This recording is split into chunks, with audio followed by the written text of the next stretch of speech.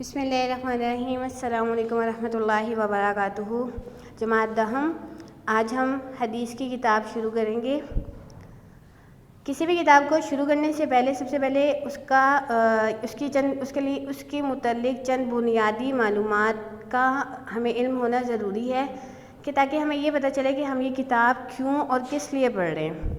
تو اس لیے سب سے پہلے ہم جو ہے یہ ہماری حدیث کی کتاب ہے، تو حدیث کے لغوی اصطلاحی معنی، اس کا موضوع، اس کی غرض و غایت اور اس کی فضیلت کے بارے میں پڑھیں گے۔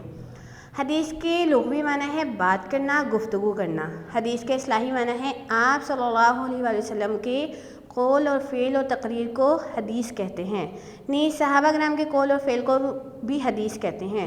قول جو آپ صلی اللہ علیہ وسلم نے فرمایا ہو، فعل جو آپ صلی اللہ علیہ وآلہ وسلم نے کر کے دکھایا ہو، اور تقریر سے مراد کہ آپ صلی اللہ علیہ وآلہ وسلم کا کسی واقعے کے سامنے ہونے یا علم میں آنے کے بعد خاموش رہنا، خاموشی بھی تائید ہے، اسے تقریر کہتے ہیں۔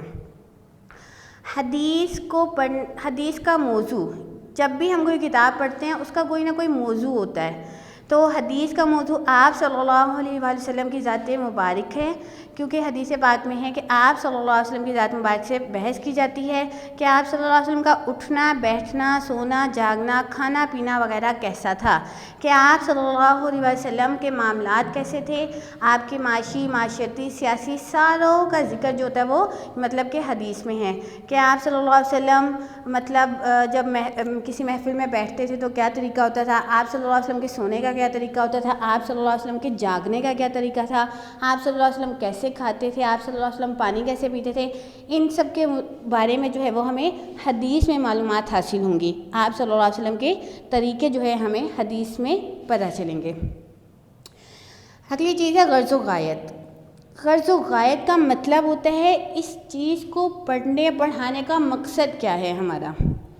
یہ اگرچہ دو لفظ ہیں، غرض اور غایت، مگر عقلاء کے نزدیک مصداق میں ایک ہی ہیں۔ وہ یہ ہے کہ دعائیں اور فضیلتیں حاصل کرنا جو پڑھنے اور پڑھانے والے پر وارد ہوتی ہیں، یعنی کہ حدیث کو پڑھنے کا مقصد ہمارا یہ ہے کہ جو ہمیں آپ صلی اللہ علیہ وسلم نے دعائیں سکھائیں اور اس کی جو فضیلت ہے وہ ہمیں کیا ہو جائے، حاصل ہو جائے۔ حدیث کو پڑھنے کا مقصد ہمارا یہ ہے کہ آپ صلی اللہ علیہ وسلم کے طریقے کے مطابق ہم زندگی گزار سکیں اور ہم آپ صلی اللہ علیہ وسلم کے طریقے کے مطابق زندگی گزارتے ہوئے جنت میں آپ صلی اللہ علیہ وسلم کا ساتھ حاصل کر سکیں۔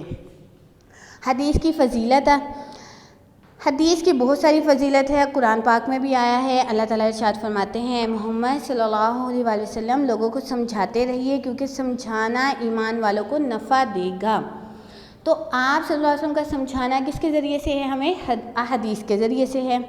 اسی طریقے سے حدیث میں آتا ہے آپ صلی اللہ علیہ وآلہ وسلم نے ارشاد فرمایا کہ اللہ تعالیٰ سرسبز و شاداب رکھے ایسے شخص کو جس نے میری بات سنی، پھر اس کی حفاظت کی اور اسے ایسے شخص تک پہنچا دیا جس نے اس کو نہیں سنا تھا۔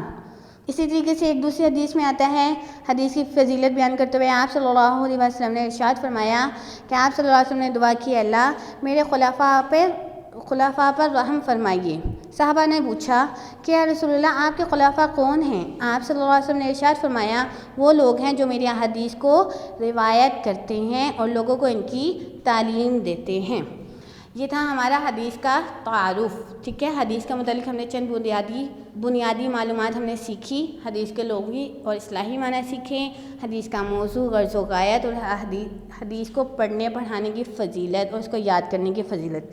انشاءاللہ جو ہے اب ہم کل جو ہے اس کی کتاب کا جو ہے وہ آغاز کریں گے۔ سب سے پہلے ہم اس کا جو ہے کتاب کا مقدمہ جو ہے اس کے بارے میں کل ہم انشاءاللہ پڑھیں گے۔